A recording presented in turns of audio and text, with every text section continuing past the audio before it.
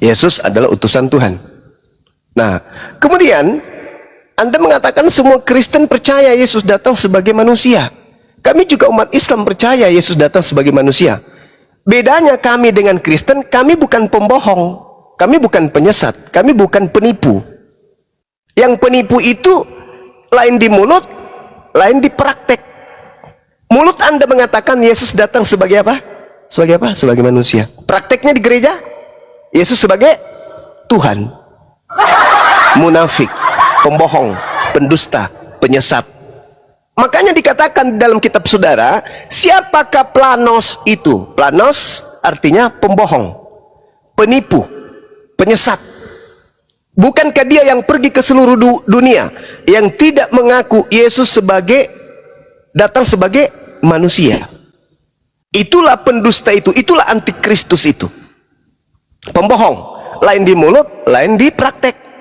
Mulut telah jatuh kan, dia berkata seperti itu di dalam ayat itu. Nah, dimaksudkan putra fajar di sini itu tidak ada penafsiran yang memang benar-benar menunjukkan apakah bintang timur atau putra fajar ini dimaksudkan kepada Lucifer. Tidak pernah ada bang penafsiran yang tepat mengenai tentang ini. Bahkan ini menurut saya masih ambigu bang.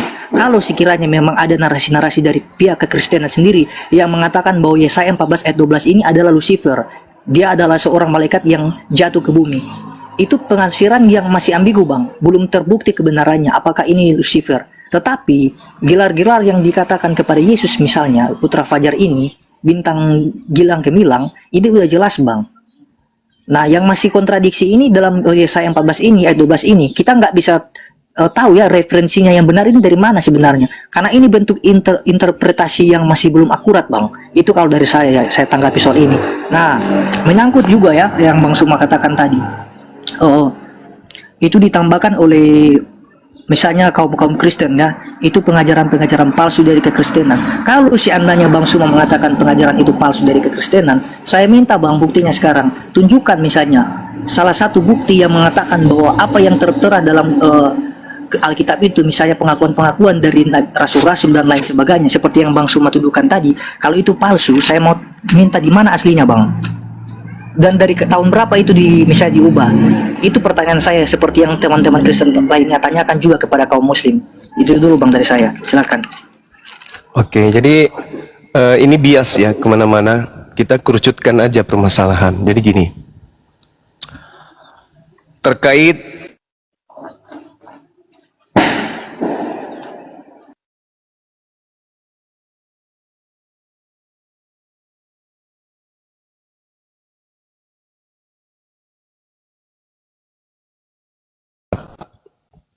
mau tidak mau Anda harus akui itu.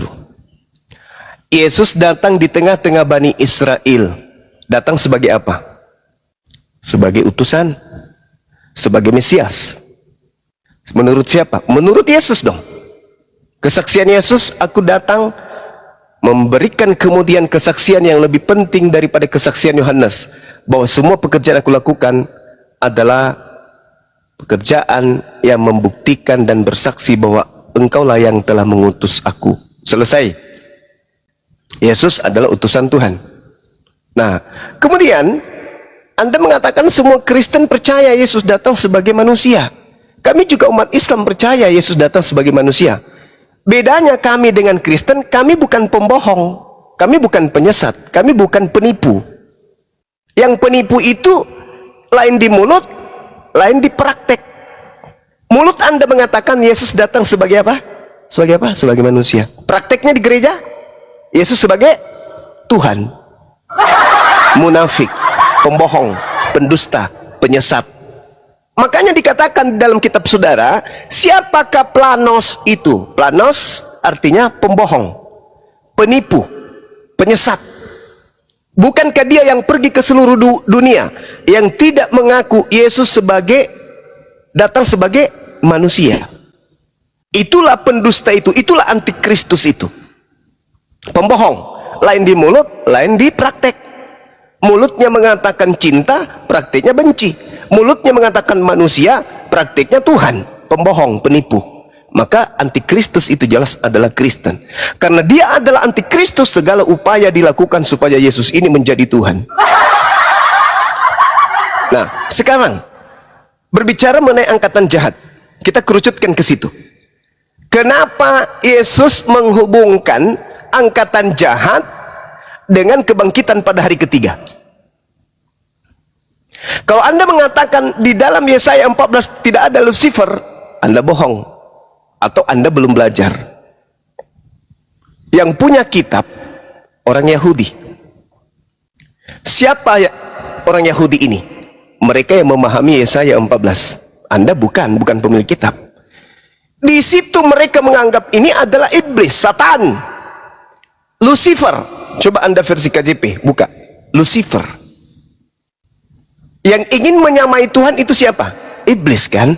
Jadi jangan nutup mata. Jadi yang dimaksud Yesaya 14 itu adalah iblis yang turun ke dunia orang mati. Kenapa Yesus memberikan itu sebagai simbol angkatan jahat? Ya namanya kejahatan. Kejahatan simbol iblis. Saya uraikan singkat. Penyaliban terhadap Yesus ini, apakah itu diizinkan oleh Tuhan? Tidak. Siapa yang memprakarsai kemudian penyaliban? Iblis. Bisa tidak Yesus itu disentuh oleh iblis? Tidak. Bisakah Yesus itu dicelakai oleh iblis? Tidak. Ada pengakuan Yesus? Ada. Tertulis di mana? Di Yohanes 14 nomor 30. Tidak banyak lagi aku berkata-kata dengan kamu, sebab penguasa dunia ini datang, dan ia tidak berkuasa sedikit pun atas diriku. Penguasa dunia ini datang. Siapa itu? Iblis. Apakah iblis berkuasa atas diri Yesus? Tidak. Kalau tidak berkuasa, berarti Yesus gagal disalib. Ingat, Yesus dikhianati. Yesus dibuatkan kesaksian palsu. Yesus dibuatkan tipu muslihat. Apakah berhasil? Kata Yesus tidak. Iblis tidak akan pernah sedikit pun berkuasa atasku. Berarti yang disalib ini siapa? Yang turun ke dalam kubur ini siapa? Menurut Paulus orang terkutuk. Menurut Musa orang terkutuk. Ulangan 21, nomor 22, nomor 23. Apabila engkau menghukum orang yang melakukan dosa yang sepadan dengan hukuman mati, jangan kau biarkan mayatnya semalam-malaman. Sebab siapa yang dikutuk oleh Tuhan Elohim, jangan kau biarkan mayatnya menyentuh tanah yang diwariskan kepadamu. Jadi yang digantung di atas salib ini siapa? Orang terkutuk. Yesus. Kok bisa? Kok bisa Yesus terkutuk? Apa alasannya? Apa dosanya Yesus sampai dia terkutuk? Enggak mungkin. Yesus mengatakan iblis sedikit pun tidak berkuasa atas diriku. Berarti yang turun ke kubur dan yang keluar dari kubur dan yang engkau tuhankan hari ini itu adalah iblis. Angkatan jahat. Angkatan jahat. Angkatan jahat. Anda mengaminkan angkatan jahat. Bagaimana dengan murid-murid Yesus? Anda lihat di dalam Markus 24 nomor 9. Nomor 10, nomor 11, Anda baca. Di dalam Lukas 24, nomor 9, nomor 10, nomor 11, Anda baca. Ketika kemudian orang datang di kuburan, tidak menemukan kemudian jasad oknum tersebut, mereka datang melapor kepada 11 muridnya. Apa yang dikatakan? Hei murid-murid, ya paman, orang yang ada di dalam kubur itu hilang. Ah masa? Katanya dia sudah mati. Iya, cobalah kau pergi. Mereka tidak percaya. Murid-murid tidak percaya akan kebangkitan hari ketiga. Tidak percaya sama sekali. Meskipun demikian, Petrus menengok ke kubur. Apa yang dikatakan Petrus dalam hatinya? Apa yang sedang terjadi ya? Tuh. Kenapa Petrus bertanya dalam hatinya setelah melihat kuburan hanya ada kain kafan? Petrus bertanya, apa yang sedang terjadi ya? Andai saja Petrus dan kawan-kawannya angkatan jahat, maka semua mereka akan percaya kebangkitan. Malah ketika Yesus datang di data nomor 37-nya, apa kata mereka? Apa kata Lukas? Mereka ketakutan sebab mereka mengira melihat hantu. Coba. Padahal harusnya kalau murid-murid ini angkatan jahat, harusnya mereka berlarian memeluk Tuhannya. Tuhan kita sudah bangkit pada hari ketiga. Sebagaimana tanda yang kita minta. Ya guru, berikanlah tanda kepada kami. tidak akan diberikan tanda kepada angkatan jahat selain tanda Yunus. Apa itu? Bangkit pada hari ketiga. Muridnya percaya enggak? Enggak, malah mengiratnya melihat hantu. Tapi Kristen percaya bahwa kebangkitan itu adalah keselamatan. Siapa yang mengajarkan itu? Siapa yang mengajarkan? Iblis yang datang mengaku Yesus. Melalui siapa? Melalui Paulus. Mau bukti? Silakan Anda lihat di dalam Matius 12 yang saya bacakan tadi tentang angkatan jahat. Di situ Yesus menerangkan kemudian bahwasanya iblis masuk kepada orang yang bertaubat, masuk ke dalam tubuhnya. Di dalam Matius 12 nomor 43, apabila roh jahat keluar dari manusia, ia pun mengembara ke tempat-tempat dan tandus mencari pemberhentian, tetapi ia tidak mendapatkannya. Lalu ia berkata, aku akan kembali ke rumah yang telah kutinggalkan itu. Maka pergilah ia dan mendapati rumah itu kosong, bersih, tersapu dan rapi teratur. Lalu ia keluar dan mengajak 7 roh lain yang lebih jahat daripadanya, dan mereka masuk dan berdiam di situ. Maka akhirnya keadaan orang itu jauh lebih jahat daripada keadaannya semula. Demikianlah juga yang berlaku atas angkatan jahat ini. Jadi angkatan jahat kemasukan 8 roh jahat di dalam tubuhnya. Yang datang kepada Paulus itu bukan Yesus, yang datang kepada Paulus itu adalah roh jahat, angkatan jahat. Jelas itu. Makanya Kristen sebagai pengikut Yesus ajarannya aneh. Tuhan datang mati dibunuh manusia, nebus dosa manusia. Ajarannya aneh. Itu. Paham ya? Nah, saya kira begitu dari saya, bahwasanya saya simpulkan yang kalian sembah itu adalah iblis. Mohon maaf nih, kita berdiskusikan bukan menghujat. Yang kalian sembah itu adalah iblis yang ngaku-ngaku Yesus. Saya kembali sedikit 1 menit. Habis itu Anda terangkan, tapi kalau bisa kita tiktokan aja, nggak usah terlalu panjang kayak gini, karena materi ini sudah dihafal oleh netizen. Ketika Anda membaca Yohanes 5 nomor 28-29, silakan aja Yesus menghakimi seluruh manusia, silakan aja. Tapi apa penghakimannya? Manusia, ya paman, kenapa kau tidak menyembah aku? Menyembah kamu? Ya, kenapa bisa menyembah kamu? Karena aku mengajarkan sembahlah aku. Di mana Cak Ayu? Di mana? Manusia, ya paman, kenapa kamu tidak ke gereja? Emang ada perintahmu? Nggak ada sih. Paman, kenapa kamu membiarkan kemudian dirimu tidak makan babi? Emang ada ajaranmu makan babi? Manusia, ya paman, kenapa kamu tidak kemudian ibadah minggu? Emang ada perintahmu ibadah minggu? Kenapa kau tidak menuhankan aku? Emang ada perintahmu menuhankan dirimu? Makan babi, tidak bersaudara, emang ada? Ada perintahmu untuk menjadi Kristen? Tak ada kan? Nah, apa yang mau dihakimi? Kalian Kristen. Yang dihakimi kalian. Orang akan dibangkitkan, diupah berdasarkan perbuatannya masing-masing. Yang baik masuk surga, yang jahat masuk neraka. Siapa yang jahat? Siapa yang jahat? Siapa angkatan jahat? Siapa yang kerasukan 8 roh jahat? Siapa yang mengajarkan kemudian menyembah kepada manusia? Siapa yang mengajarkan kemudian menyembah kepada roh? Yang jahat siapa? Yang memanggil Yesus Tuhan siapa? Yang bernubuat pakai nama Yesus siapa? Yang bermujizat pakai nama Yesus siapa? Siapa yang dinubuatkan sebagai angkatan jahat? Yang kemasukan 8 roh? Yang jahat masuk ke neraka. Makanya di dalam Matius 23 nomor 15, celakalah engkau wahai ahli Taurat, Paulus. Celakalah engkau wahai orang Farisi, Paulus. Celakalah engkau wahai orang munafik, Paulus. Engkau menyeberangi lautan, Paulus. Engkau menjelajahi daratan, Paulus. Engkau mentobatkan orang menjadi pengikut agamamu, Paulus. Setelah kau tobatkan, kau jadikan dia menjadi orang neraka, Paulus. Dan 2 kali lebih jahat daripada engkau sendiri, Kristen. Siapa orang Farisi, ahli Taurat, yang menjelajahi daratan meninggalkan Yerusalem, menjelajahi daratan, menyeberangi lautan, mentobatkan orang-orang di luar Yerusalem menjadi pengikutnya? Itu siapa? Siapa? Paulus. Apa nama pendiri? Apa nama agama yang didirikan? Karisteng. Di mana Paulus mendirikan agama Karisteng? Kisah Para Rasul 24 nomor 5. Tuh. Paulus ini adalah penyakit sampar. Dia telah menyesatkan orang-orang Yahudi di dunia yang beradab. Dia adalah tokoh dari agama Karisteng.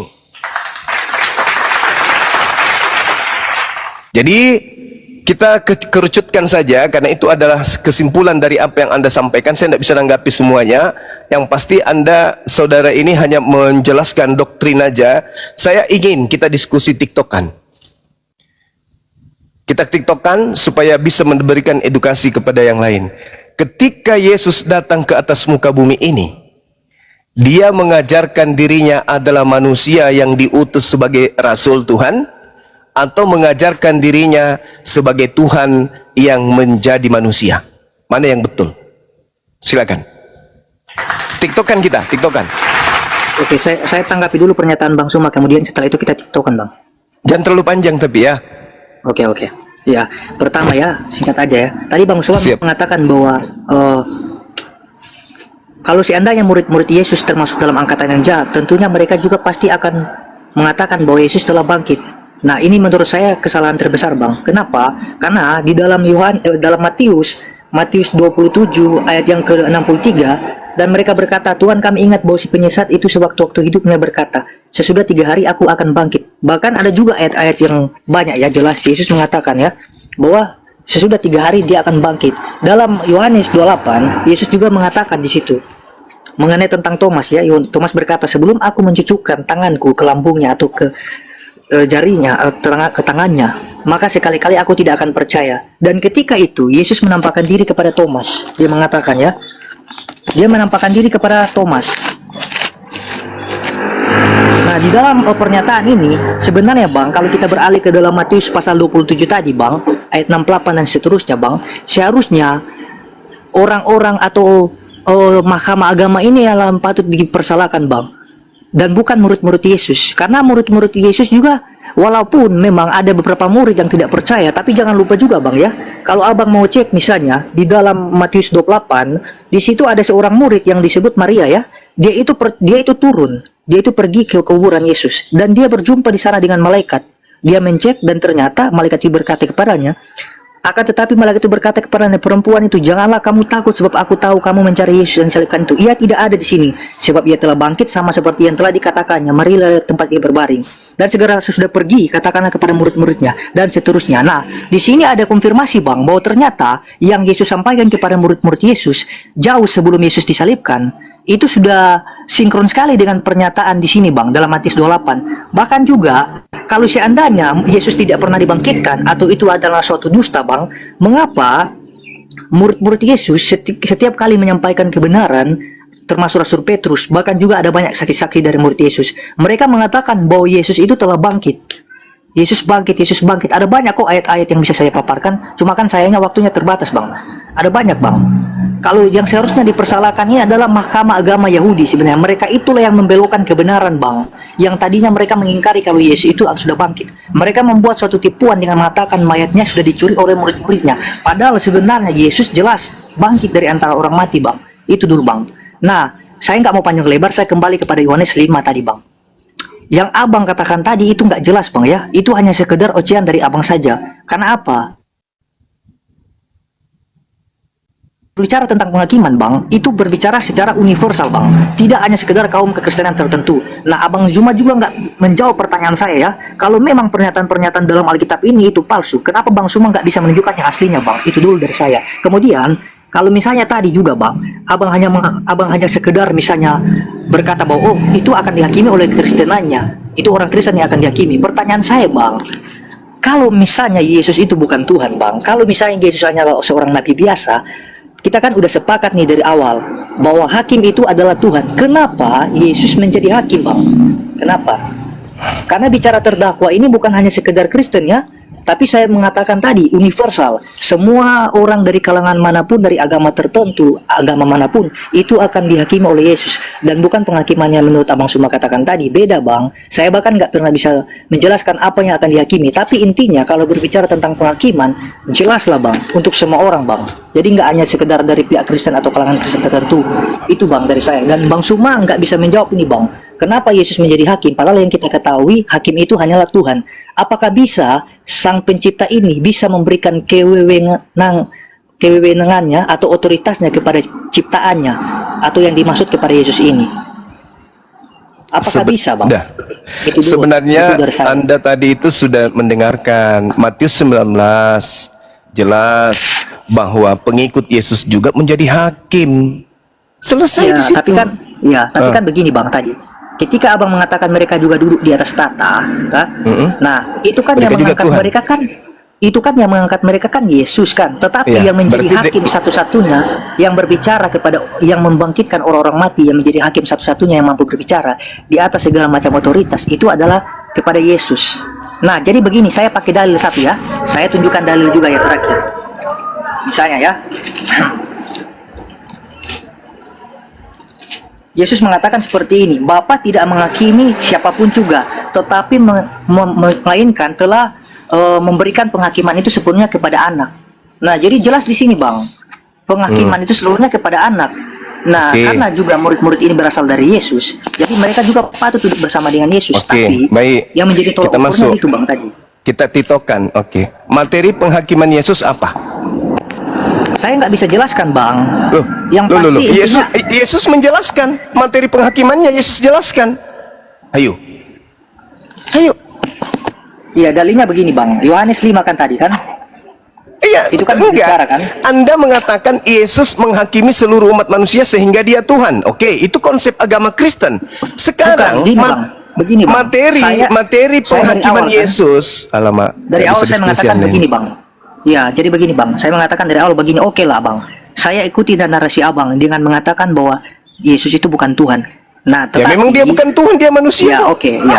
Tetapi ketika Abang mengatakan seperti itu, kenapa ada seorang manusia yang padahal sebenarnya manusia itu sendiri pun akan dihakimi oleh Tuhan, benar nggak? Ya, Yesus dihakimi memang, betul. Nah, kenapa Yesus lah sebaliknya menjadi hakim? Lah, karena kan tadi saya sudah menjelaskan, karena Yesus itu dituhankan di hadapan Tuhannya. Nggak patut Bang, kalau analoginya begini Bang, tidak mana ada penjelasan Alkitab bahwa ketika Yesus menjadi hakim oleh karena ada orang-orang yang menganggap dia Tuhan. Nggak Yohanes, ada Bang. Matius 7 nomor 22 sampai 23. Bukankah kami telah bernubuat mengusir setan demi nama pada hari ini juga aku akan berterus terang nyala daripada kamu sekalian hai pembuat kejahatan. Kenapa intinya kenapa mereka dikatakan sebagai pembuat kejahatan? Karena di situ tidak nggak pernah ada, melakukan, Bang. karena tidak Kehendak melakukan Bapa. kehendak Nah. Bapa. Berarti yang menjadi hakim di sini sebenarnya siapa? Oke, memang menjadi Oke hakim apa? Yesus. Oke apa? tetapi- Tunggu. Yang menjadi hakim di sini sebenarnya siapa? Yesus Ya, atau Bapa? Yesus. Sebenarnya Jangan Anda masih muda. Jangan gila di Iya. usia muda. Yang menjadi hakim Enggak. di situ siapa? Bukan Kamu atas telah kehendak melakukan siapa? pembuat kejahatan. Atas kehendakku atau kehendak Bapak? Iya, memang Yesus mengadakan kehendak Bapa, tetapi kan dalam Berarti yang Yohanes menjadi 5 hakim juga- di sini siapa?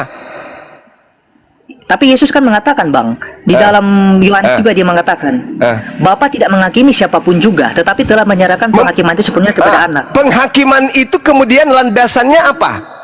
Kehendak Yesus atau Iya. kehendak Bapak? Ayo. Memang ide itu bukan ide dari Yesus, tetapi kenapa? Ya, tetapi Yesus yang menjadi eksekutor. Ya jelas Ya dong. kan? Jelas Ya, dong. Yesus menjadi eksekutor. Makanya Yesus berkata, "Enyahlah daripadaku, kalian semua pembuat kejahatan." Kenapa? Karena aku tidak pernah mengatakan sembahlah aku, tuhankanlah aku, ibadahlah kepadaku. Betul? Oke. Nah, Oke. siapa Jadi yang menjadi begini, hakim? Tunggu, siapa yang menjadi Kalau hakim di situ? Iya, berarti Yesus, tetapi yang pada awalnya idenya dari Saudara masih muda, jangan gila permanen kayak Eksekutor. bapak-bapak gereja. Yesus Yang menjadi eksekutor, hakim di Bang. situ siapa? sesuai Matius 7 ayat yang keberapa tadi? Ya. Yang menjadi hakim di situ siapa? Yang sesuai konteks Matius 7 tadi. Iya, siapa yang menjadi hakim di situ? Ya Yesus. Enyahlah daripadaku, kalian semua pembuat kejahatan, karena kalian menuhankan aku itu bukan atas kehendak. Bukan setiap orang yang berseru kepadaku, Tuhan, Tuhan akan masuk ke dalam kerajaan surga, melainkan dia yang melakukan kehendak Bapakku yang di surga. Pada hari terakhir, Siapa itu orang akan Bapak? berseru kepadaku. Siapa itu Bapak? Siapa itu Bapak? Iya. Yesus atau bukan? Iya, itu berbeda Bang, itu berbeda bukan Yesus. Ya, begitu dong. Berarti yang menjadi hakim sebenarnya di sini siapa? Yesus atau Bapak? Sebenarnya yang menjadi hakim itu Bapa, tetapi Alhamdulillahirobbilalamin. Tetapi- Nah sekarang oke, sabar. begini, jangan lupa juga Bang, Yesus kan mengatakan Bapa tidak menghakimi, tetapi telah menyerahkan semua penghakiman itu kepada anak. Kalaupun Kamu memang tahu? kalaupun memang Bapak itu sudah menghakimi, oke, Bapak punya penghakiman karena sudah banyak ya cerita-cerita juga ya. Ya. Tetapi Kamu tahu yang kenapa menjadi penghakiman eksekutor itu diberikan kemudian- kepada Yesus? Iya, karena Yesus Karena? juga berhak untuk menghakimi. Oh, salah. Salah Anda. Yesus, silakan jelaskan. Yesus, kenapa dia diberi tugas untuk menghakimi? Karena Tuhan sudah memberikan semua firman kepada Yesus yang harus Yesus sampaikan kepada Bani Israel. Segala firman yang engkau berikan kepadaku telah aku sampaikan kepada mereka. Yohanes 12 nomor 48. Barang siapa oke. yang menolak aku, sabar. Barang siapa yang menolak aku dan tidak menerima firman yang aku berikan kepada Bani Israel, mereka sudah ada hakimnya, yaitu firman yang telah aku berikan kepada Israel, ke-12 muridku. Firman itulah kelak yang akan menjadi hakim di akhir zaman. Berarti yang menjadi hakim itu adalah firman Tuhan, perkataan-perkataan Tuhan yang datang melalui Yesus. Yesus hanya meluruskan. Makanya dia mengatakan, aku tidak berkata-kata dari diriku sendiri. Berarti yang menjadi hakim adalah Bapa. Iya. Oke. Dah Iya. selesai. Jadi begini ya, ketika Apalagi? tadi abang mengatakan bahwa kan Yesus kan udah menjadi hakim nih bang ya, lewat firman-Nya. Jadi lewat Ya. firman itu Yesus yang melalui Yesus ya, semua Ya, firman sesuai yang dengan diucapkan itu sabdanya. Nah sekarang, sesuai dengan sabda. Oke, sebentar Yes, sebentar bang. oke, Begini. silakan. Nah, menurut abang kira-kira apakah ketika Yesus ini yang menjadi seorang hakim ini bang, apakah abang mempercayai bang bahwa hakim ini adalah orang yang kriterianya tidak berdosa? iya betul. Berarti kriteria mesti orang yang tidak berdosa. Bukan masalah tidak berdosa. Dia adalah utusan Tuhan, Iya, enggak, Rasulullah. maksudnya semua nabi utusan itu punya kelemahan, benar nggak bang? Pasti ada Yes. kesalahan, benar. Nah, Karena mereka bukan kalau Tuhan. menurut Ya. abang, iya. Kenapa Yesus mengatakan dia tidak ada kesalahan apapun? Di mana itu? Ya, sesuai juga dengan dikatakan ya, ketika Yesus akan dihukum, Pilatus mengatakan, aku tidak pernah menemukan kesalahan apapun kepada orang ini. Nah, menurut justru abang kan itu. tadi, menurut abang kan begini tadi, bahwa kriteria menjadi seorang hakim itu adalah jelas dia tidak berdosa misalnya, contoh ya seperti itu. Nah, kalau Yesus yang misalnya seandainya dia berdosa bang, dan adalah manusia bang, kenapa bang dia ini bertugas untuk menghakimi orang-orang yang hidup? Bahkan sebenarnya logikanya begini bang ya, saya kasih sederhana aja ya bang. Jadi begini, kalaupun abang mempercayai Yesus itu sebagai utusan yang diutus Allah untuk menyampaikan firman Allah, tentunya bang, seorang utusan pun tidak akan pernah luput juga yang dari yang namanya firman yang telah disampaikan kepadanya. Dalam arti begini, seorang utusan itu pun akan dihakimi bang. Percaya Emang? nggak kalau seorang utusan Betul. akan menerima penghakim? Ya benar. Betul. Nah, kenapa Yesus yang adalah seorang utusan dalam arti manusia biasa, kenapa dia tidak dihakimi tapi dia menjadi hakim? Kata siapa Yesus tidak dihakimi? Dihakimi oleh Allah maksudnya bang? Yes, betul. Iya. Kalau ada coba bisa tunjukkan dalilnya di mana itu kalau Yesus tidak dihakimi atau Yesus itu dihakimi? Yesus. Jadi begini Kemu- bang. coba saya Anda maksud baca. begini, kan? Sabar dulu. Coba Anda baca di dalam 1 Korintus 15 nomor 28. Oke. 15 ayat 58. 28. Ayat 28. Tetapi kalau segala sesuatu telah ditaklukkan di bawah Kristus, maka ia sendiri sebagai anak akan menaklukkan dirinya di bawah dia yang telah menaklukkan segala sesuatu di bawahnya, supaya Allah menjadi semua di dalam semua. Oke. Kata takut itu apakah dikatakan menghakimi bang? Yesus ditaklukkan. Yang ada Apakah cuma satu dikatakan- saja. Sabar dulu. Apakah Sabar. Jangan Anda cuma bermain di kata-kata, Bung. Yesus itu tak ada lagi. Dia akan menjadi sama seperti manusia lain. Tidak ada lagi Yesus. Sama seperti makhluk yang lain. Kenapa Yesus menjadi hakim? Seibarat begini. Saya adalah seorang pimpinan. Saya mengutus staf saya ke Ambon. Staf saya satu ke Ternate. Staf saya satu ke Jakarta. Mereka staf-staf saya inilah yang tahu tentang karyawan yang ada di Ternate, yang ada di Ambon, yang ada di Jakarta. Maka saya memberikan kemudian kepada mereka wewenang untuk memutuskan perkara yang mereka lakukan di sana. Sama seperti Yesus. Yesus diutus ke atas muka bumi ini kepada Bani Israel. Apa tolak ukurnya? Yohanes 12 nomor 48. Barang siapa yang menolak aku. Nah sekarang yang menolak Yesus itu siapa? Anda atau saya? Saya menerimanya sebagai rasul. Anda menerimanya sebagai rasul, tapi Anda tuhankan. Tapi Anda menolak dia. Secara langsung Anda menolaknya karena Anda menganggapnya rasul. Aku datang sebagai rasul, tapi Anda justru menganggapnya Tuhan. Berarti Anda menolak kerasulannya. Dia sudah ada hakimnya, yaitu firman. Firman yang mana yang dimaksud Yesus? Firman yang pernah Yesus sampaikan kepada Bani Israel, bukan yang datang kepada Paulus, tapi yang dia sampaikan sebelum terangkat ke langit. Firman itulah yang menjadi hakim kelak. Nah, kalau Anda mengatakan dia sebagai hakim, ya memang karena dia dituhankan di hadapan Tuhannya.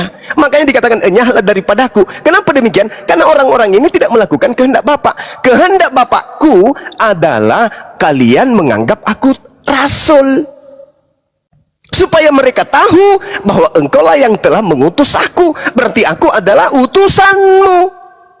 Kehendak Bapakku adalah anggap saya utusannya, bukan saya adalah Tuhanku itu sendiri. Nah, kemudian Anda bertanya tadi, mana Injil yang diberitakan? Mana segala firman itu? Anda katakan kalau ada yang palsu berarti ada yang asli. Tidak begitu. Yesus mengatakan segala firman yang engkau berikan kepadaku telah aku sampaikan kepada mereka. Mana segala firman itu? Tunjukkan ke saya. Ada? Tidak ada. Markus 1 nomor 14, Yesus memberitakan Injil kerajaan Allah. Mana Injil kerajaan Allah itu? Ada? Tak ada. Jadi kalau Anda mencari Injil yang diajarkan oleh Yesus, minta ke saya, Anda salah. Yesusnya mengajarkan Injil kepada Bani Israel. Minta kepada Bani Israel. Karena Yesus mengatakan, dia mengajarkan Injil kerajaan Allah kepada Bani Israel. Mana Injil kerajaan Allah itu? Tanya kepada mereka, jangan tanya kepada kami umat Islam. Masalahnya kan Bang, abang kan tadi kan mengatakan kan itu kan nggak benar. Jadi saya minta pertanggungjawaban dari abang karena abang yang mendalilkan itu, abang yang mengucapkan itu. Oke, sekarang begini. Ketika Yesus mengatakan segala firman yang engkau berikan kepadaku, pertanyaan saya, apakah kemudian surat-surat Paulus sudah ada pada saat itu? Ya memang belum ada Bang. Belum ada. Lalu surat-surat Paulus ini dari mana? Iya, kalau misalnya saya mengatakan kepada abang begini, surat-surat Paulus ini adalah surat-surat, dia kan mengatakan begini Bang, aku adalah seorang rasul yang bisa dipercayai. Itu kan banyak pernyataan Paulus mengenai tentang dirinya, tetapi kan ya, ada sekarang kan, permasalahannya ada banyak Yesus, dari kalian teman-teman yang mengatakan bahwa Paulus ini rasul palsu. Ya memang palsu. Tidak ada memang pernyataan palsu yang mampu melegitimasi dari pernyataan-pernyataannya, atau apalagi dalam penulisannya, dalam surat-suratnya. Itu kan yang sering kali dikatakan. Nah, sekarang begini Bung, segala firman yang engkau berikan kepadaku telah aku sampaikan kepada mereka. Ada nggak Paulus di situ sebagai penerima? Iya, itu kan maksudnya Yesus kan sedang berbicara mengenai tentang tugasnya sendiri Bang, bukan lagi berbicara tentang rasul-rasul. Lah enggak. Jadi ketika Yesus melakukan penginjilan, dia mengatakan segala firman yang engkau berikan, segala firman yang engkau berikan telah aku sampaikan kepada mereka. Ada nggak Paulus di situ sebagai penerima? Memang kalau dari segi murid-murid, Paulus itu bukan termasuk dalam tugas itu. Lagi pula kan berarti tidak ada. Jawab aja tidak ada. Ada nggak Lukas hadir di situ? Kalau secara langsung dia tidak ada karena belum termasuk dalam murid itu. Tidak ada. Ada nggak Lukas di situ? Sebentar, tetapi ketika ada seorang murid dari Yesus yang bernama Barnabas, yang kemudian juga adalah orang yang pertama membawa Paulus, memperkenalkan Paulus di lingkungan saudara-saudara, mereka itu cuma tafsiran kepepet. Enggak. Saya tanya, segala firman yang engkau berikan kepadaku telah aku sampaikan kepada mereka. Ada nggak Paulus di situ? Iya, saya sudah jawab tadi, nggak ada. Nggak ada. Ada nggak Lukas di situ? Nggak ada memang Bang. Ada nggak Markus di situ? Ada nggak Markus di situ Bang? Ada nggak Markus di situ? Kalau Markus Bang tidak termasuk dalam tugas murid ini Bang. Tidak ada. Bilang aja tidak ada. Ada nggak penulis Matius di situ? Matius murid Yesus, ya jelas ada. Ya, kalau itu betul. Tapi ada nggak penulis Paulus di situ? Paulus apa? Penulis Matius ada nggak? Penulis Matius? Iya. Iya kan saya katakan tadi kalau Matius itu memang murid Yesus. Kalau Matius itu murid Yesus. Oke, si Kepas iya. Yang saya tanyain, sorry. Bukan, si Lewi iya. Iya, bukan Kepas, Petrus. Nah, sekarang yang saya tanya, ada nggak penulis Matius di situ? Ada nggak penulis Matius hadir? Segala firman yang engkau berikan telah aku sampaikan. Ada nggak penulis Matius hadir juga di situ? yang disebutkan yang menulis Matius ini kan adalah murid Yesus, Matius Oh ini. bukan, penulis Matius itu bukan murid Yesus. Enggak Nah, dari ada, mana, penulis Bang? Matius Dari mana, enggak Bang, ada. datanya, Bang? Dari mana datanya, Bang? Matius 9 nomor 9. Matius 9 nomor 9. Ya, saya akan baca. Jadi penulis Matius itu bukan murid Yesus. Dia tidak ada ketika segala firman terkan kepada muridnya. Abang Matius, mengatakan penulis Matius. segala firman yang telah engkau sampaikan kepadaku telah kusampaikan kepada mereka. Nah, jadi abang mempertanyakan Telah aku sampaikan kepada mereka. Telah aku sampaikan Paulus kepada tidak, mereka. tidak ada, Lukas tidak ada, Markus tidak ada, penulis Matius pun tak ada. Dari Penulis mana Matius misalnya pun data tak ada yang di situ. mengatakan bahwa Matius itu bukanlah Matius yang menulis sendiri, tapi orang lain? Tadi Matius berapa tadi, Bang?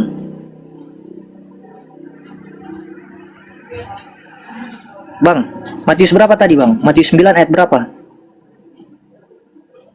Markus, Matius, Yohanes, penulis Yohanes itu semuanya tidak ada di situ. Enggak, maksudnya Matius berapa tadi yang didalilkan? 9, nomor 9.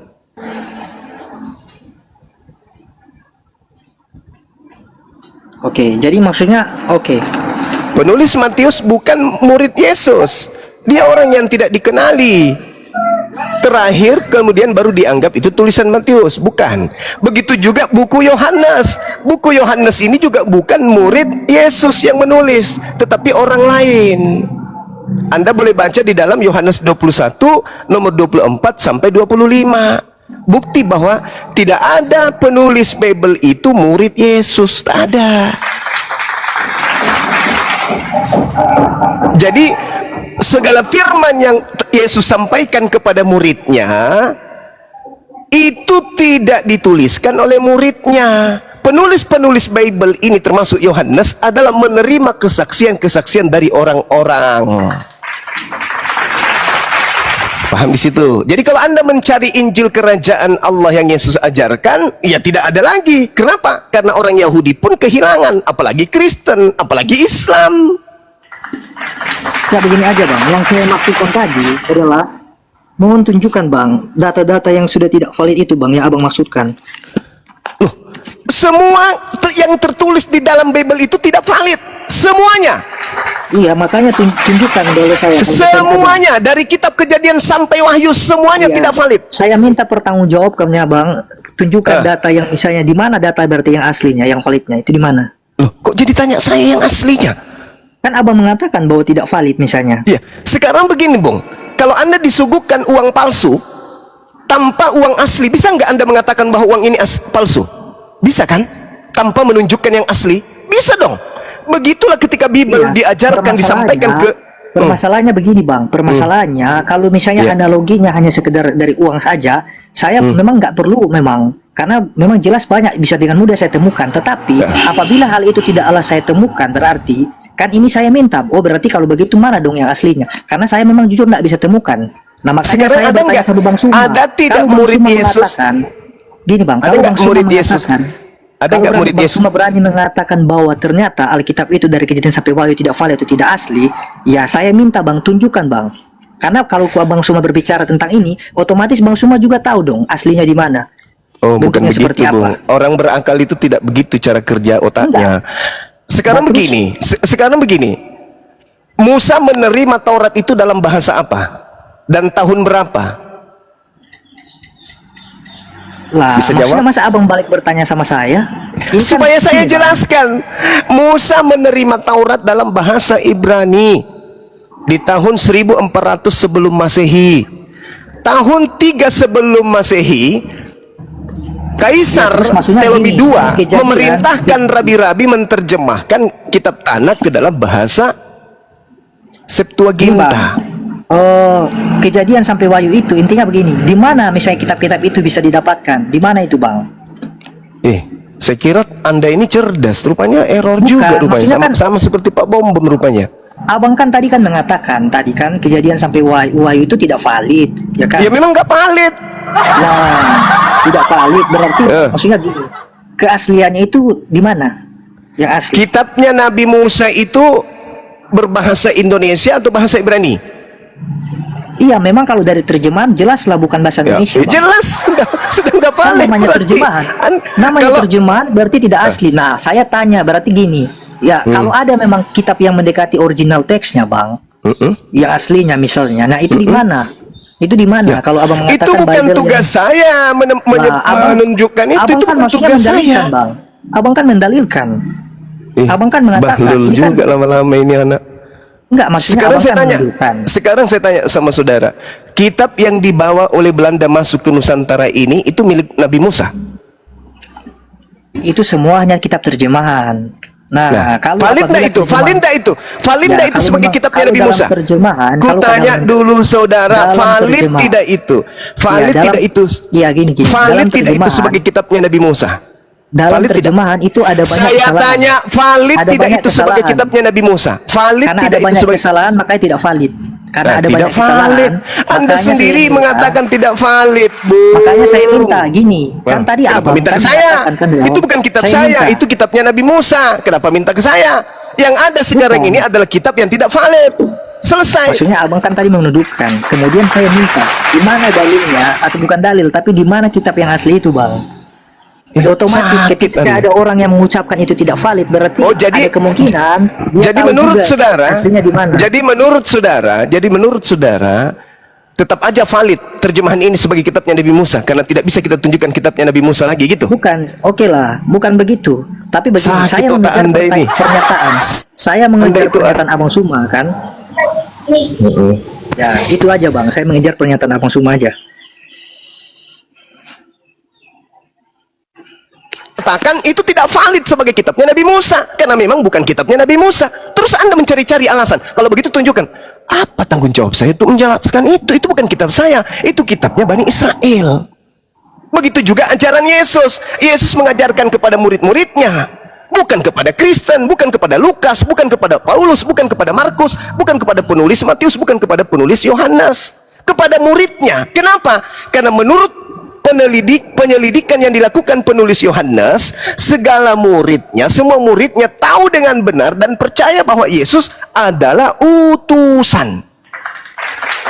Jadi kalau ada kemudian penulis-penulis wartawan yang datang setelahnya mengatakan Yesus adalah Tuhan itu sendiri, itu wartawan Oke. tidak terdaftar. Oke. Bukan Oke, murid baik, Yesus baik. itu. Baik, saya tidak akan pernah mempertanyakan lagi ke Bang Suma kalau di mana letak keaslian kitab itu atau disimpan di mana. Oke, saya nggak tanya itu ya. Sekarang saya berubah pertanyaan saya. Oke, Bang. Sekarang saya tanya Silakan. begini, kalau memang yang digunakan ini tidaklah valid, mengapa Abang Suma kebanyakan memakai argumentasi yang berasal dari Alkitab? Ayat-ayat Oke. yang Abang Suma pakai. Kenapa? Oke. Baik. Kalau di dalam Al-Qur'an ya Saya dikatakan nggak tanya Al-Quran. Loh, kan Anda bertanya kenapa? Karena Al-Quran saya mengatakan bahwa kitab Anda itu adalah kitab Salome. Sederhana kan? Anda kan bertanya, kenapa Anda masih menggunakan? Karena kitab Anda itu kitab Salome. Kenapa kitab Salome? Ya karena mencampur adukan antara kebenaran dan karangan. Ya ahlal kitab lima talbisunal haqqa bil batil wa taktumul haqqa wa antum ta'lamun. Lalu kemudian bagaimana? Itu. Mengapa di satu sisi misalnya contoh ada perkataan Yesus yang dikutip oleh Abang ya untuk membenarkan argumentasi Abang Suma, tetapi di satu sisi ketika kami dari pihak kekristenan mengutip pernyataan Yesus itu tidak bisa diterima. Ternyata di kitab saudara itu memang ada dua Yesus, Yesus yang asli dan Yesus yang palsu. Dari mana? Makanya ini kebanyakan yang saya minta dari tadi saya kejar. Kalau dikatakan seperti Silakan ini, kejar mana? saya, kamu akan kutangkap. Yesus di dalam kitab saudara itu ada yang asli, ada Yesus palsu. Ya. Di dalam kitab saudara loh. Mau saya kasih data? Silakan, tetapi begini Oke. Bang, perlu diingat Bang. Saya minta Bang ya. Gimana Bang data yang mengatakan ya ini kebanyakan ya, misalnya ada dikatakan kami mengambil data ya dari perkataan Yesus. Contoh misalnya Matius pasal 28, kadangkala itu dikatakan bahwa kitab yang tidak valid atau hanya sekedar tambahan. Nah, Iya, betul itu. betul itu tambahan kan yang kalian katakan. Yes, Nah, betul. sekarang saya tanya balik Bang, kalau itu Ya. tambahan berarti di mana misalnya ada pernyataan bahwa itu tambahan? Di mana ada kesaksian-kesaksian bahkan data-data yang mampu mendukung argumentasi dari Bang Suma untuk Manuskrip, mengatakan kodeks Kodeks Ya, mana kodeks Sinaiticus Vatikanusnya? Saya minta Vatikanus. kodeks Vatikanusnya dan kodeks yang lainnya mana? Kok saya lagi yang punya tugas itu? Kalian lah Iya, yang punya kan? tugas. Di dalam Bukan. Sinaiticus Vatikanus itu Kami tidak ada mempercayai, kemudian Bang. data 16, 17, 18, 19, 20 di dalam Kami Matius 28 itu. mempercayai, oke bisa tolong ditampilkan. Kami mempercayai bahwa Matius 28 itu bukan kitab tambahan. Nah, karena kami mempercayai itu bukan kitab tambahan dan Bang Suma mengatakan oh enggak itu kitab tambahan. Nah, tolong tunjukkan data untuk mendukung argumentasi dari Bang Suma. Oke, sekarang baca nomor 15-nya dari 28. Oke, logika aja. Silakan. Baca.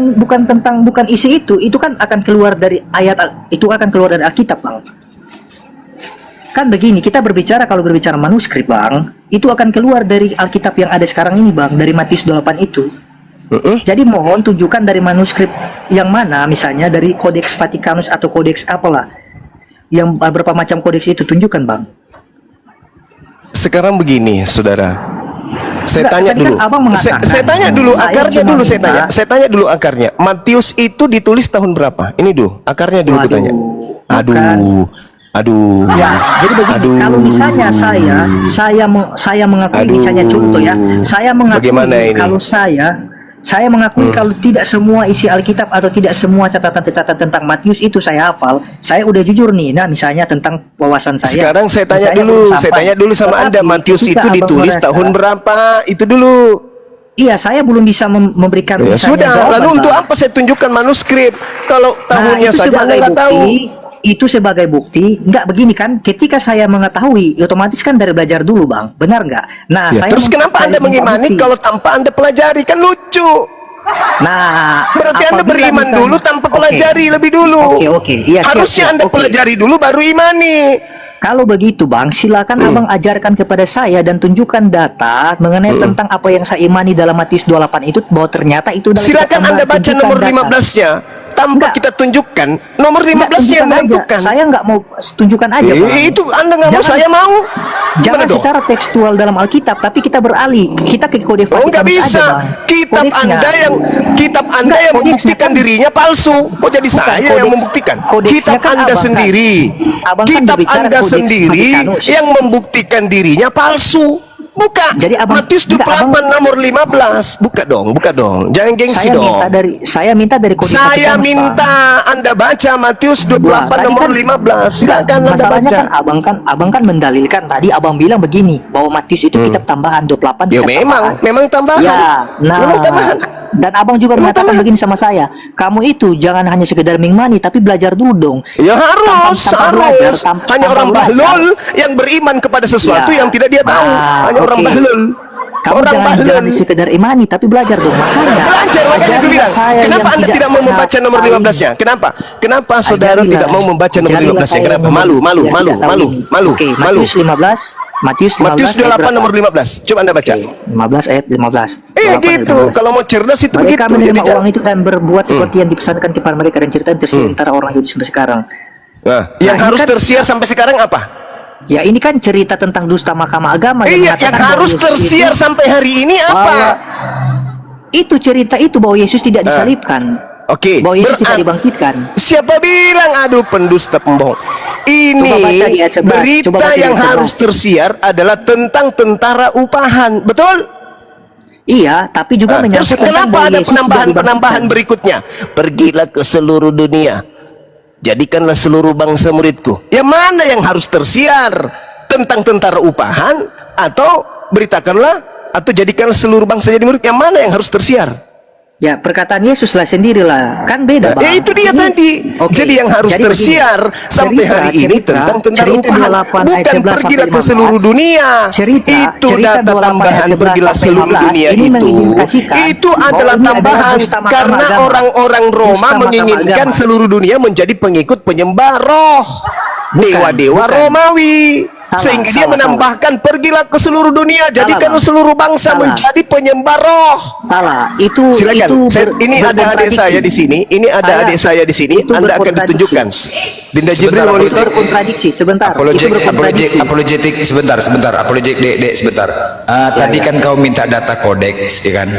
Ya, Nah, apa yang kau tolong inginkan tunjukkan tadi? Data apa? kodeksnya. Kodeks jadi Bang kan- Jibril monitor. Assalamualaikum Sebentar saya bantah dulu, Bang. Waalaikumsalam warahmatullahi wabarakatuh. Pernyataan Bang Zuma ini. Waalaikumsalam warahmatullahi wabarakatuh. Nah, ini ternyata masih awam sekali anak ini. Ya, saya bantah dulu ya pernyataan Bang Suma ya. Oke, Nggak saya perlu, tahu nggak masih- perlu. masih Kau awam, cuma Bang. membantah ayam pun bisa. 11, 12, Silakan 13, Dinda Jibril. 14, 15.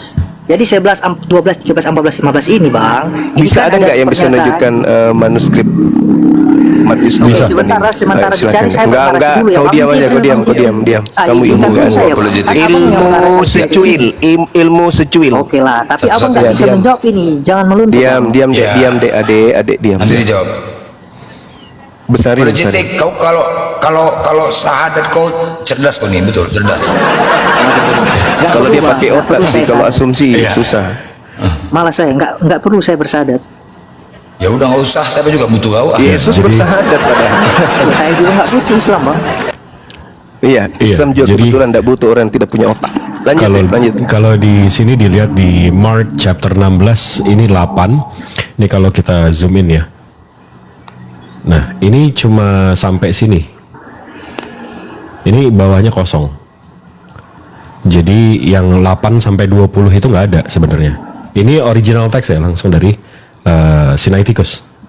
Nah, dan ini juga dikuatkan oleh Text and Canon Institute dari textandcanon.org. Ini dari kekristenan. Kenapa di sini di list lagi apa namanya list kodeks yang memang nggak punya ujung pasal itu. Jadi di Old Latin manuskrip Codex Bobenis ini nggak ada. Habis itu di Codex Syriac manuskrip nggak ada. Di Shiddiq manuskrip nggak ada. Di Christian Palestinian nggak ada. Di Aramaik nggak ada. Aramenian manuskrip nggak ada. Di Georgian manuskrip pun nggak ada. Jadi dari kekristenan juga udah mengakui bahwa memang ayat-ayat ini nggak ada di ujungnya. Ini kosong. Ini kalau saya zoom out, kalau saya zoom out memang, nah tuh kelihatan kan kosong. Matius 28 ini kan, Dek? Ini 16 Markus ya? 16 9 ke 20. Iya, itu Markus yang dimaksud Matius 28. Matius 28.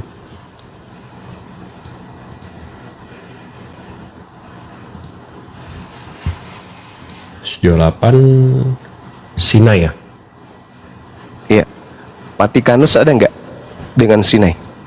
Sinai sampai 20 ayatnya. Kalau Vatikanus, Vatikanus saya belum cek.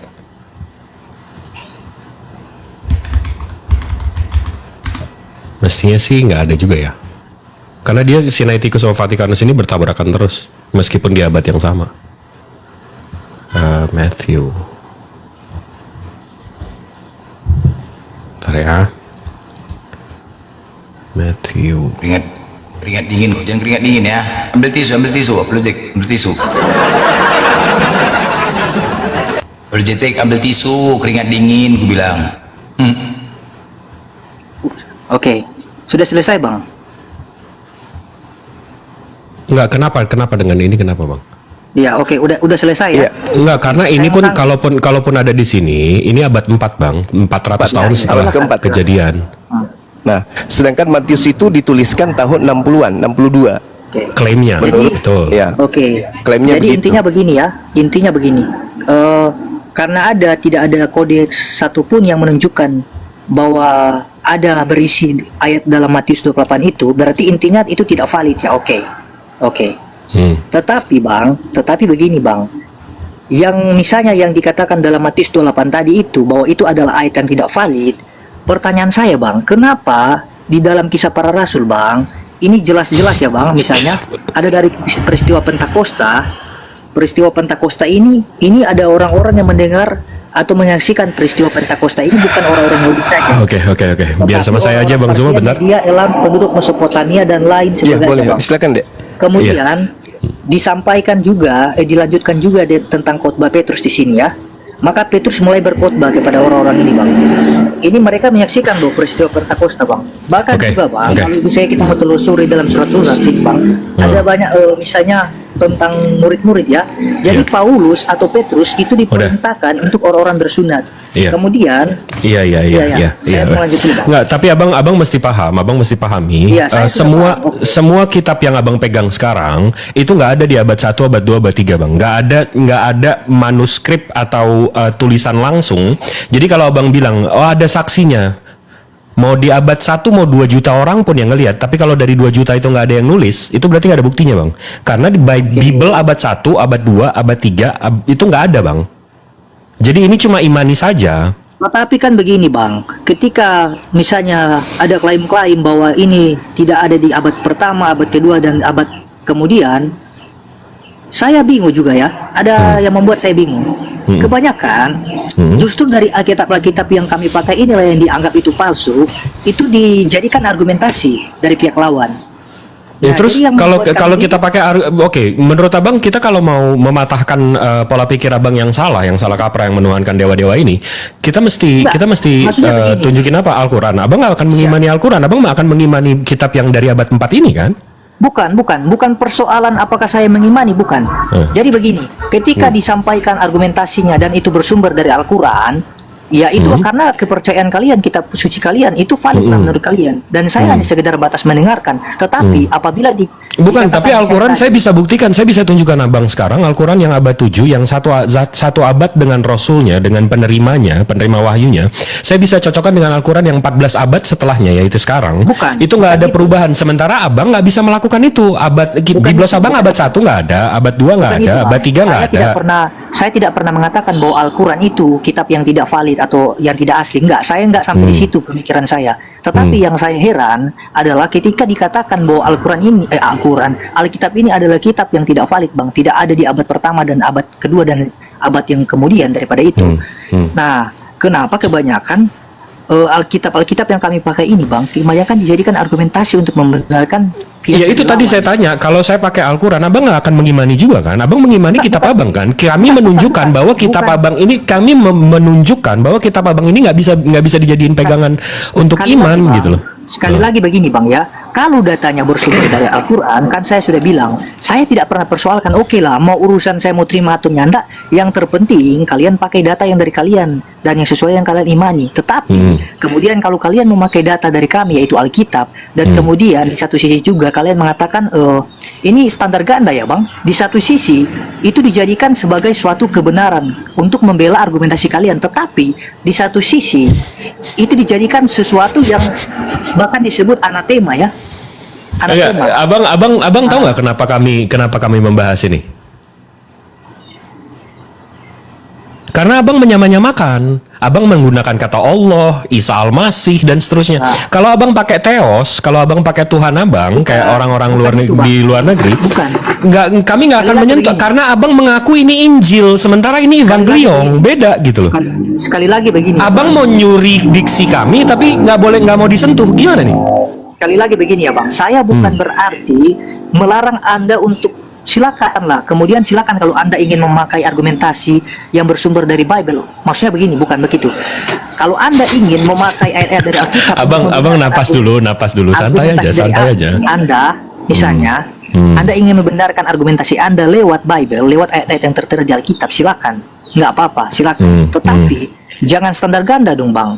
Maksudnya? Giliran kami yang memakai, kalian bilang, oh ternyata ini Alkitab. Abang ini mau tidak pakai ada apa? yang pertama. Abang mau pakai apa? Enggak, maksudnya kan kadang-kala kan saya diskusi nih Bang. Saya diskusi. Jadi saya diskusi, giliran misalnya saya menampilkan ayat, kemudian kan sesuai dengan pernyataan Bang Suma tadi, dengan bukan Bang Suma, mungkin Abang yang mengatakannya tadi. Di abad pertama itu tidak ada, abad kedua juga tidak ada, abad ketiga tidak ada. Nah, jadi bagaimana nih Bang? Yang kalau dikatakan abad pertama, kedua, dan ketiga dan seterusnya nggak ada, lalu misalnya tadi Abang mengutip argumentasi dari Alkitab, berarti itu nggak bisa dijadikan pedoman dong dalam Untuk argumentasi abang nggak bisa. Karena kan Iya, sama iman juga. saya kan nggak di situ, iman abang di situ. Seharusnya, dan batallah juga lah misalnya otoritas ayat itu untuk mendukung argumentasi Anda.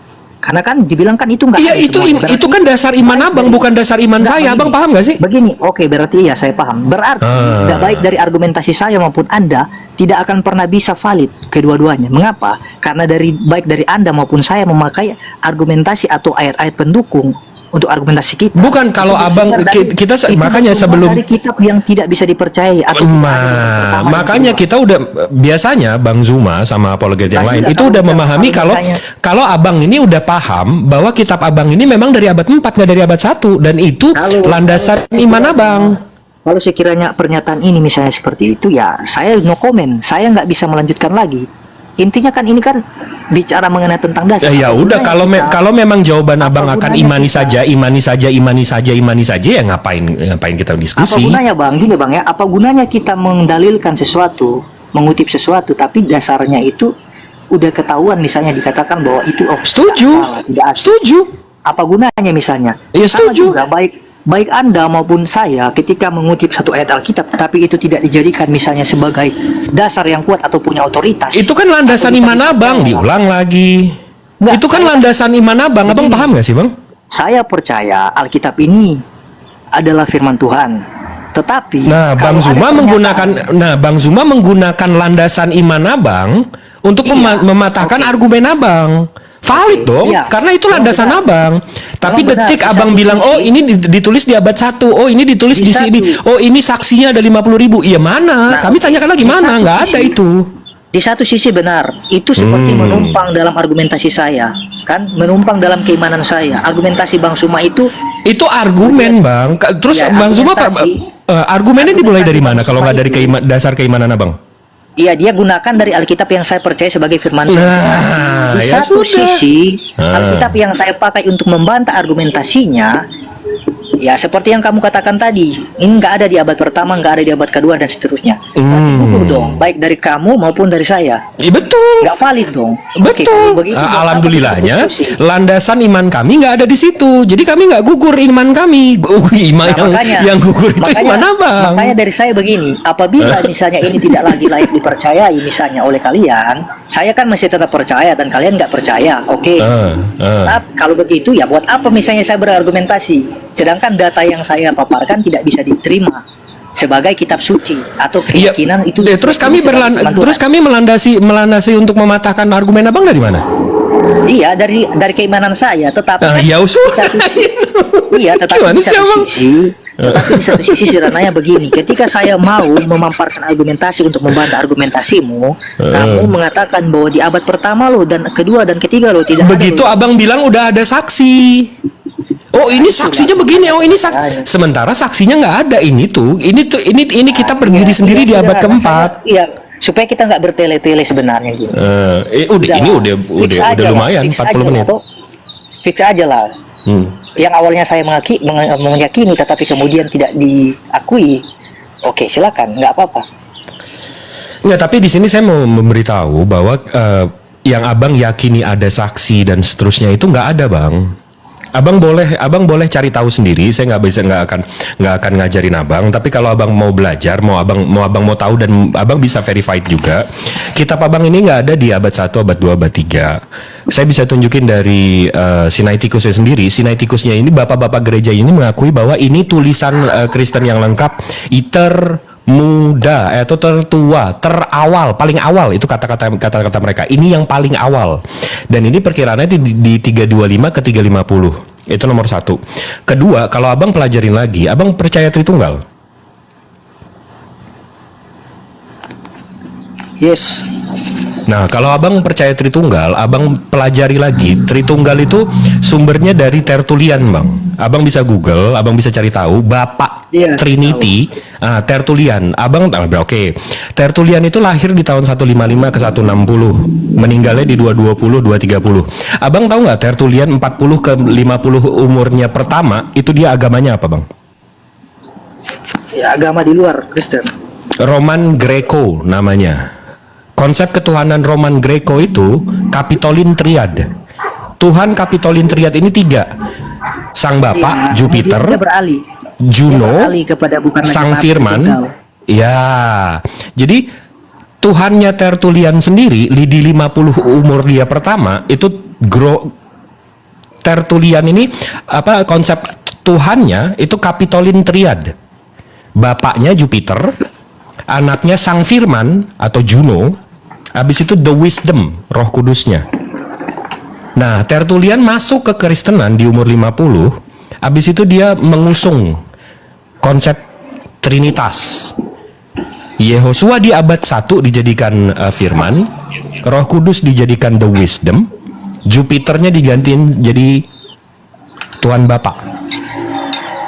Di mana ajaran nabi-nabi ini, Bang? Di ajaran Abang sekarang ini. Ajaran nabi-nabinya di mana? Apakah benar Nabi Ibrahim alaihissalam pernah menyembah Tuhan yang 3-1-1-3?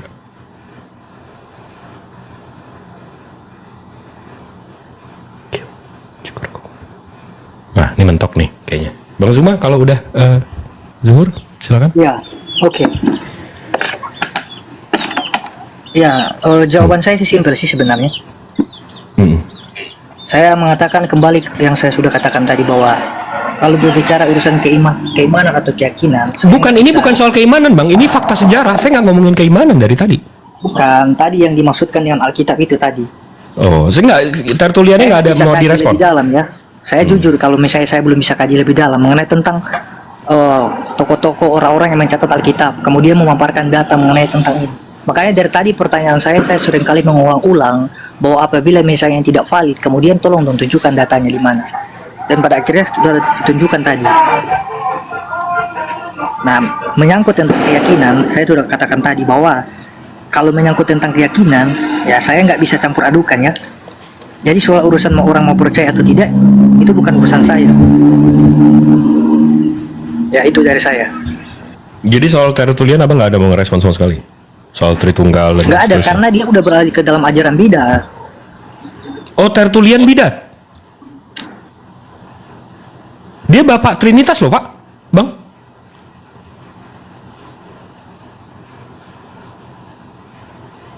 Bang. Tertulian ini Bapak gereja nomor 1 di abad 2 loh. Iya, tapi kemudian menjadi oneness. Oh enggak, dia Tritunggal, Pak. Dia, ya Allah. Dia bapak pencetus pertama atau pelopor ajaran Tritunggal. Dia sudah menjadi mantan. Hah? Kapan? Coba cek data. Ini saya di depan datanya. Kapan tuh, Pak? Waduh, Bapak ngefitnah Bapak gereja nih.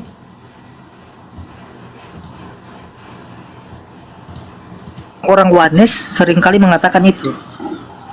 Tertulian ini bukan dia nggak tahu soal oneness, abangku. Dia meninggalnya di tahun 220, 230. Dia belum ada oneness.